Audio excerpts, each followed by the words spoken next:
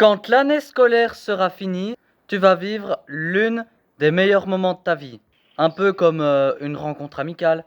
Et là, vu que les vacances s'approchent et qu'on a hâte de partir en vacances et que évidemment bah, vous êtes toujours en Belgique, toujours à l'école, quand c'est fin juin comme ça, tu te dis j'ai envie de rien, j'ai envie de rien, mais j'en ai marre de cette société complètement universitaire, je me sens totalement déphasé par rapport à ça. Euh, j'ai j'ai plus de... j'ai plus d'oseille, rien.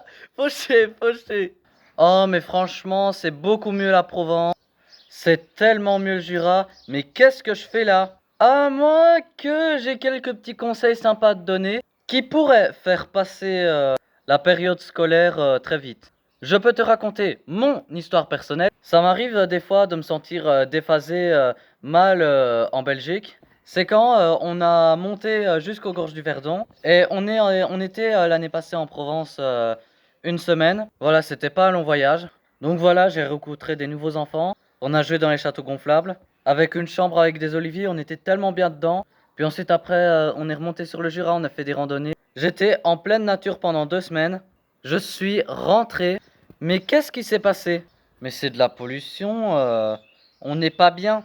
Alors, si on parle de voyage, le voyage, c'est quoi? Et c'est valable aussi pour les vacances scolaires. C'est que pendant les vacances, tu vas faire des nouvelles choses. Tu vas avoir tes sens qui sont en émulsion en permanence parce que tu vas sentir des nouvelles choses, ressentir des nouvelles choses. Tu vas être en permanence en train de te valoriser sans t'en rendre compte. En fait, les vacances, c'est tu te valorises. Tu vas réussir à faire des grandes randonnées. Tu vas réussir à faire telle chose, telle chose. Tu vas faire des petits challenges, voire même des grands challenges. Tu ne vas pas arrêter de bouger. Tu vas te sentir dans une spirale virtueuse. Et aussi, tu vas être en permanence en train de dépenser de l'argent, de lâcher de l'oseille, et sans te soucier du petit portefeuille. Bon, t'es pas en train de gagner de l'argent et d'en dépenser, t'es en mode kiff et dépense. Le retour à l'école, qu'est-ce que c'est? Eh bien, dis-toi que c'est diamétralement l'opposé. Tu es immobile dans la cour, souvent t'as peut-être lâché tes affaires, et t'as presque plus de thunes. Souvent, tu retournes à l'école et voilà, t'as dépensé le dernier centime, quoi. Et quand tu retournes à l'école, t'as plus rien. Tu ne fais plus d'activité. Tu retrouves les mêmes personnes qu'avant. T'es vraiment dans la stagnation parce que t'es dans la cour et à l'école sans vraiment de projet. Parce que tu viens d'achever un gros projet. Ton cerveau est vrille complètement. Plus de thunes, tu bouges pas. Pas de kiff, c'est chiant. Quotidien de merde. Et là, ton cerveau, il se dit, mais tu te fous de ma gueule. Il y a quelques jours, une semaine, 2 semaines, 2 mois, on était en train de planer. Et là, c'est de la merde, c'est pas un peu moins. C'est zéro, c'est l'opposé. C'est parce qu'en fait, ton cerveau est en train de vriller complètement. Et qu'est-ce qui se passe? Ben, on se met un peu en mode bouderie et râlerie. C'est normal, hein, à un moment donné, le cerveau, on se fout un peu de sa gueule aussi. Avant, on était là-haut et là, on se retrouve plus bas qu'on est arrivé en vacances. Bon, un truc qui n'a rien à voir, si tu aimes cette vidéo, n'hésite pas à mettre un petit pouce, ça fait toujours plaisir.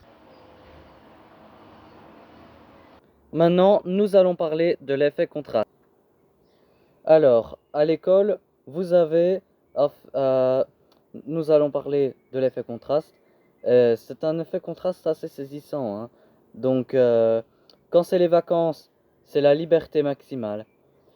On peut décider de l'heure du lever, de l'heure des activités, de leurs amis et d'organiser la journée comme on l'entend. Euh, mais à l'école, les journées sont très structurées avec un emploi du temps fixe, des horaires précis pour chaque cours, des pauses déterminées avec des règles à suivre. Il y a peu de place pour la spontanéité et le choix personnel de l'activité. Alors, quand c'est les vacances, c'est le temps de loisir, de détente, de jeu, d'exploration personnelle, de voyage, de la pratique d'activités pour le plaisir pur. L'objectif est le repos et le ressourcement. Et à l'école, c'est une période d'obligation, apprendre, faire des devoirs, passer des évaluations, se conformer aux attentes des enseignants. L'objet principal, l'acquisition des connaissances et des compétences. Et en vacances, euh, ça permet un peu au cerveau de se reposer, de se décharger du stress, de la pression des résultats. des activités souvent moins exigeantes communicativement. Et à l'école, ça nécessite une concentration constante, un effort intellectuel de la mémorisation et de la résolution de problèmes. Cela peut être fatigant mentalement. Alors, quand c'est les vacances, il y a plus d'opportunités, des activités physiques, des sorties en plein air, de sport et un rythme de vie plus dynamique et varié. À l'école, ça implique souvent de longues heures d'assises en classe avec des pauses courtes. Et oui, c'est souvent comme ça dans les écoles. Chaque enfant sont souvent assis sur leur chaise et du coup, ben, ça peut souvent les sembler long. Et puis voilà, c'est souvent comme ça hein, dans les écoles. Et quand c'est les vacances, les interactions sont plus libres, souvent avec la famille, élargie, des amis, des proches, des nouvelles rencontres dans un contexte de loisirs. À l'école, les interactions sociales sont encadrées, les relations élèves-enseignants, interaction avec les camarades dans le cadre du cours. Et quand c'est les vacances, la pression disparaît. Il n'y a pas d'examen, ni de devoir, ce qui permet un relâchement général. À l'école, il y a une pression constante pour obtenir des bonnes notes et conformer aux attentes. Maintenant, voici mes conseils pour faire un atterrissage tout en douceur vers l'école. Et surtout pas atterrir 6 pieds sous terre. Ce qu'il faut faire, c'est que tu te relances des challenges en permanence. Puis quand c'est les vacances, t'es à l'air total. Et, euh, quand tu rentres à l'école, bah, c'est pareil, tu ne fais plus rien. Tu retrouves des habitudes que tu connais déjà. Plutôt que de pallier à ça, c'est tout de suite en arrivant vers l'école et de refaire des choses que tu n'avais pas l'habitude de faire pour essayer de refaire quand même des challenges pour faire un atterrissage en douceur. Puis ensuite, retrouver les routines que tu vas réapprécier. Parce que si tu arrives dans ta routine juste après les vacances, bah, ton cerveau il va pas comprendre, il va vriller. Tu vas te sentir un petit peu gêné, tu vas te sentir un petit peu oppressé, tu vas te sentir un petit peu contrarié.